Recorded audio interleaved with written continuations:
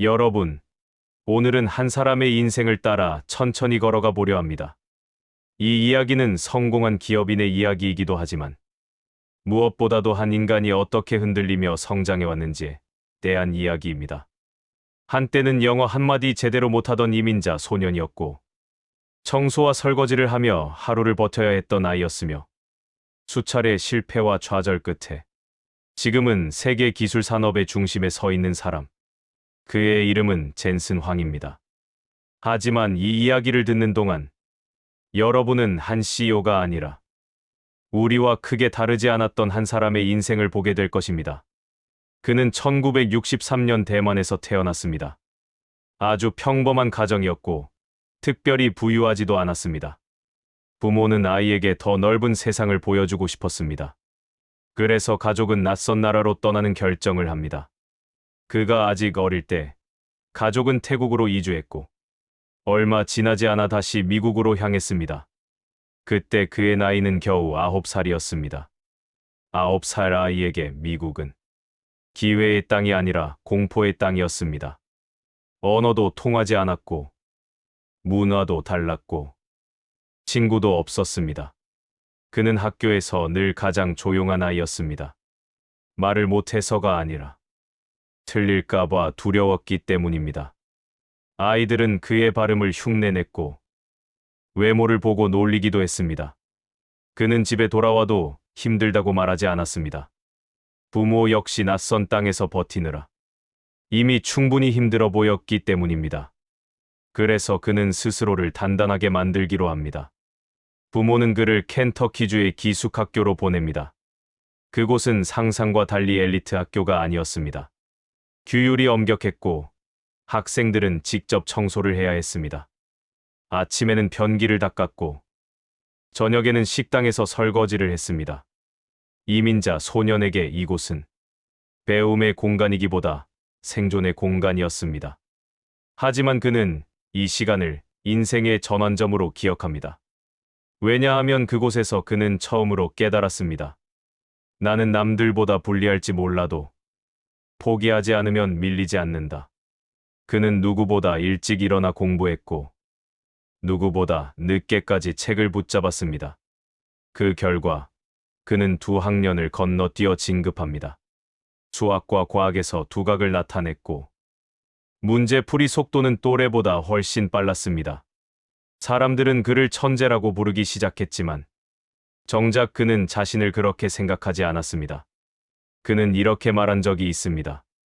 나는 똑똑해서가 아니라 뒤처지지 않기 위해 공부했다. 그는 공부만 하는 학생이 아니었습니다. 탁구에도 재능이 있었고 전국 랭킹에 오를 정도로 실력을 키웠습니다. 탁구는 그에게 중요한 의미였습니다. 이민자 소년에게 스포츠는 언어보다 빠른 소통 수단이었기 때문입니다. 탁구대를 사이에 두면 말이 필요 없었습니다.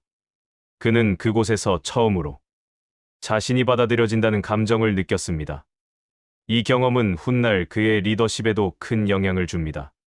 그는 항상 말합니다. 사람은 능력보다 먼저 존중받아야 한다. 대학 진학 시기가 되었을 때 그는 오리건 주립대학교 전기공학과에 진학합니다. 당시 그는 돈이 넉넉하지 않았습니다. 학비를 벌기 위해 계속 아르바이트를 해야 했습니다. 낮에는 수업을 듣고 밤에는 일하고 새벽에는 과제를 했습니다. 그러나 이 시기 그는 인생의 가장 중요한 인연을 만납니다. 같은 공학 수업에서 만난 롤이라는 여성입니다.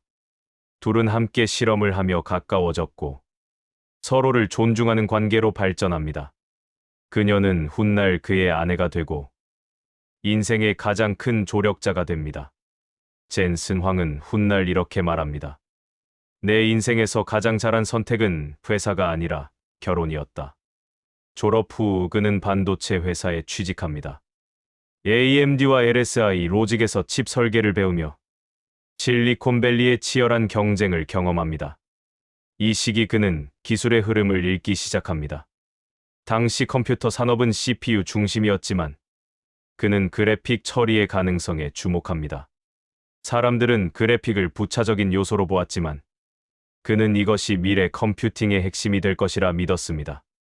그는 스탠퍼드 대학원에 진학해 전기공학 석사를 마칩니다. 이때 그의 머릿속에는 하나의 질문이 떠오릅니다. 왜 아무도 이 분야를 제대로 하고 있지 않을까? 이 질문이 훗날 엔비디아의 출발점이 됩니다. 1993년 그는 두 명의 동료와 함께 회사를 창업합니다. 거창한 사무실도 없었고 투자자도 많지 않았습니다. 그들이 처음 사업 계획을 세운 곳은 작은 식당 테이블이었습니다. 회사의 이름은 엔비디아. 초기 목표는 단순했습니다. 세상에서 가장 강력한 그래픽 칩을 만들자. 그러나 현실은 냉혹했습니다. 첫 제품은 기술적으로는 뛰어났지만 시장에서는 실패했습니다. 회사는 순식간에 자금난에 빠집니다. 통장에는 직원 월급 몇 달치밖에 남지 않았습니다. 이사회는 회사를 접자는 이야기를 꺼냅니다. 많은 창업자들이 이 지점에서 포기합니다. 그러나 그는 물러서지 않았습니다. 그는 직원들에게 이렇게 말했습니다. 지금이 가장 위험한 순간이 아니라 가장 중요한 순간입니다.